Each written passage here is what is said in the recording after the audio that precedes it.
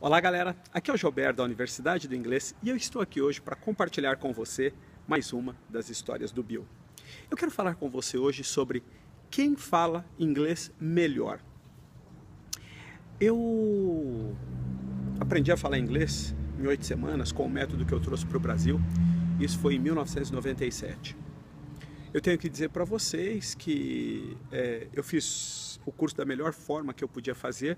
Eu sempre digo que eu fui a cobaia, a gente investiu um dinheiro que a gente não tinha para trazer esse curso para o Brasil.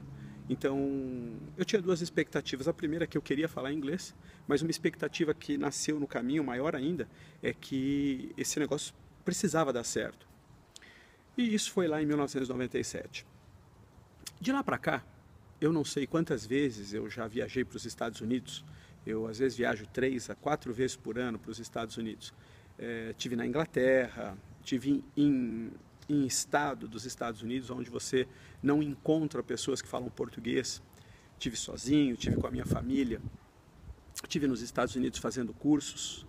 Eu todos os dias eu ouço e acompanho palestrantes norte-americanos.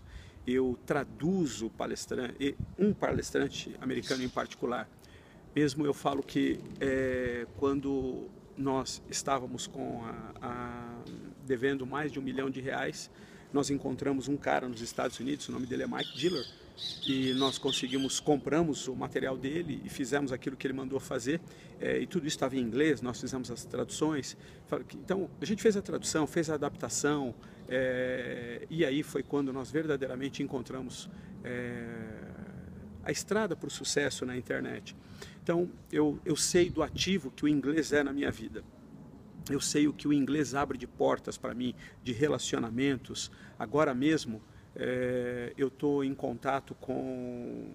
Eu ainda não posso falar isso, mas é uma autora internacional e ela quer que eu faça o endorsement para o livro dela, ou ainda o prefácio para o livro dela, pela história que nós temos aqui no Brasil. E por tudo que nós representamos para essa autora aqui no Brasil.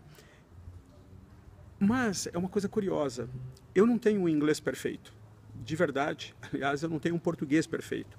Outro dia eu fiz uma palestra em português para uma universidade no Nordeste, e o rapaz, muito preocupado com a minha imagem, ele foi lá e cortou para editar e tirar os meus erros de português.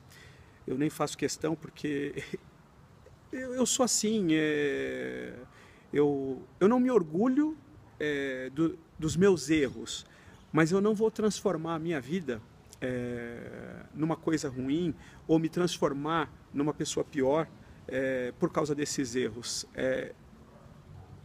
Esse é quem eu sou. Eu sou assim.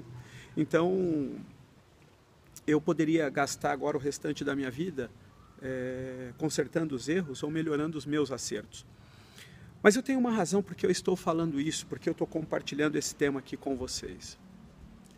Eu só recebo crítica de professor de inglês. Só recebo crítica de professor de inglês.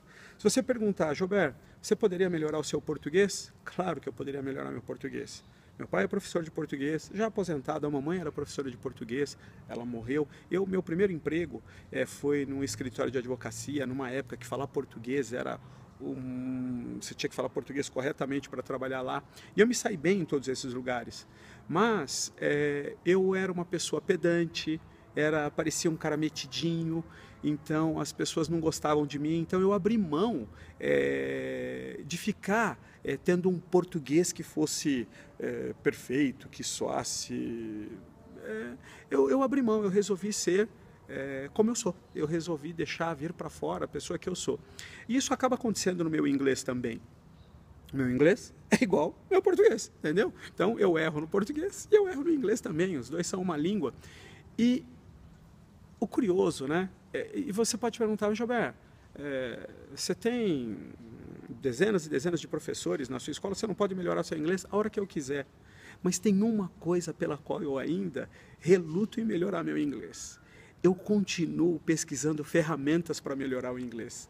E quando eu comparo as ferramentas que a gente descobre, aquilo que a gente desenvolve, porque eu fico pensando assim, o que eu faria para melhorar o meu inglês? E a gente vai lá e pesquisa uma ferramenta e a gente traz uma coisa maravilhosa para os nossos alunos. Quando eu vou olhar o que os nossos concorrentes, entre aspas, né, as pessoas que também estão ensinando os brasileiros a falar inglês, a diferença das ferramentas que nós entregamos são tão maiores, ou tão grandes essas diferenças, né? Que não dá para comparar, fica parecendo até covardia. Mas eu continuo com esse espírito, sabe, de quem quer melhorar. E eu sinto uma coisa em mim, pode ser que eu esteja enganado, e aí se eu tiver amanhã eu volto aqui e falo para você. Mas eu acho que a hora que eu fechar esse ciclo, se eu fizer o segundo curso, que a maioria, muitos dos meus alunos já fizeram, que é o curso para quem já fala inglês, eu ainda não fiz esse curso. Eu nunca fiz o nosso curso pela internet, que é um curso muito melhor do que o que eu fiz na época das escolas físicas. Participei da montagem, tudo está lá. Eu sou o guardião da Accelerated Learning, eu sou o guardião da aprendizagem acelerada aqui no Brasil. Eu exijo que as coisas sejam feitas dentro da metodologia. Mas eu não fiz o curso, que é diferente de montar a metodologia. Eu fiz o curso lá atrás, na época das escolas físicas. Então eu poderia fazer esse curso, poderia fazer um curso que nós temos, que é o Professional English, é um curso onde eu vou ganhar o meu vocabulário técnico, e eu poderia então fazer o curso e fazer um curso para palestras, né? E eu poderia fazer palestras em inglês. Então é uma possibilidade que eu poderia fazer, e eu sei que isso levaria o meu inglês para another level. Mas não é isso que eu estou buscando nesse momento. O inglês, para mim, é uma ferramenta, ele é um veículo para me levar até onde eu quero chegar. Agora, eu vejo, por exemplo, eu vejo dois professores, uma moça que me criticou, ela meteu o pau em mim. De verdade, eu não sei nem o que ela falou, porque eu não fui atrás, tá bem? Eu não vou. As pessoas que metem o pau em mim, elas vão falando para as outras pessoas. Às vezes alguém vem e me fala, eu não quero saber, eu só sei que essa moça meteu o pau em mim. E eu vi essa moça falando português. Essa moça fala português ela fala inglês tão bem, que o que acontece?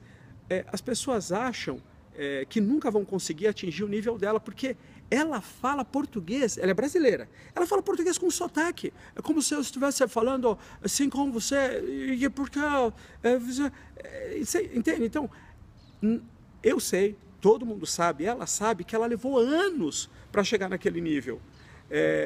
E eu, em 8 semanas, talvez, eu não sei, eu não conheço a vida dela, mas talvez eu conheça mais países do mundo do que ela, talvez eu tenha feito mais cursos lá fora do que ela, eu não sei, mas talvez, e isso eu tenho certeza, aí não é talvez, nós com certeza estamos ajudando mais pessoas a falar inglês do que essas pessoas, porque quando as pessoas olham para mim e elas me veem falando inglês, ou me veem, elas olham assim, putz, se o Jober consegue falar inglês, eu também consigo falar.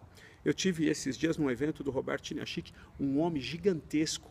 Ele veio emocionado, me abraçou e me beijou. E ele falou, você fez a minha filha falar inglês fluente. Gente, eu não tenho recompensa maior do que essa, do que estar mudando a vida das pessoas. Mas a hora que eu me sofistico, a hora que eu me coloco melhor do que todas as outras pessoas, aí eu sei que eu estou virando os holofotes para mim e mostrando uma coisa que só eu posso fazer. Ou uma minoria de pessoas pode fazer, mas eu quero continuar nessa minha jornada. Então, quando um aluno me criticar, pode ser que eu faça alguma mudança. Mas enquanto a crítica estiver vindo de professores de inglês, ou até um professor de inglês lá de Nova York, o cara fala, eu moro há 30 anos em Nova York, isso é pronúncia que se faça?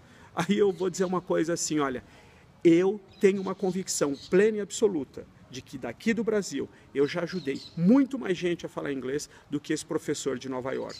Mas esse cara, ele não vai comprar o meu curso, ele não vai ser meu aluno, ele não vai se juntar a mim para ajudar outras pessoas a falar inglês rapidamente. A única coisa que ele quer é pegar as pedras dele e atirar nas nossas vidraças. E, gente, eu não vou mudar o caminho que nós temos traçado, o caminho que nós temos estabelecidos para isso. Nós continuamos focados em mudar a vida das pessoas, em colocar essa grande ferramenta. Eu quero que você tenha a oportunidade que eu tive. Eu quero que você tenha a oportunidade de mudar a sua carreira, fazendo um treinamento nos Estados Unidos, indo até lá, ou à distância, como as pessoas estudam na Universidade do Inglês, mas que elas tenham a oportunidade de abrir as portas do mundo para elas, que elas tenham a oportunidade de estar interagindo com pessoas, de estar fazendo negócios, de estarem levando a carreira delas para um outro nível. E, gente, não deixe as pessoas, essas pessoas que são perfeccionistas, que são os guardiões do perfeccionismo, do certo, porque quando eu viajo para a Espanha, quando eu viajo para o Japão, quando eu viajo para o Egito, quando eu viajo para Israel, quando eu viajo para a Itália, mesmo aqui na Argentina, eu fico mais confortável estar falando inglês e a gente vê, são poucas as pessoas por aí que têm um inglês perfeito. Elas falam inglês normal, é o inglês do dia a dia. Se vocês acompanharem o Bush, fala... O ex-presidente dos Estados Unidos, ele tem o inglês, ele e o Lula, o inglês do Bush e o português do Lula, a gente sabe o que é. Então, isso não impediu de que esses dois estivessem à frente dos países deles, como presidentes, como representantes máximos desses países. Então, gente, é claro, tivemos outros expoentes, Jânio Quadros no Brasil, e tivemos Winston Churchill na Inglaterra, pessoas que tinham um português, ou mesmo Fernando Henrique, pessoas que têm um português, uau, né? Muito acima da média. Mas o que eu quero dizer, não deixe as pessoas com os status delas, com as roupas, com as posições, seja com inglês, dizer para você que você não pode fazer as coisas, entendeu?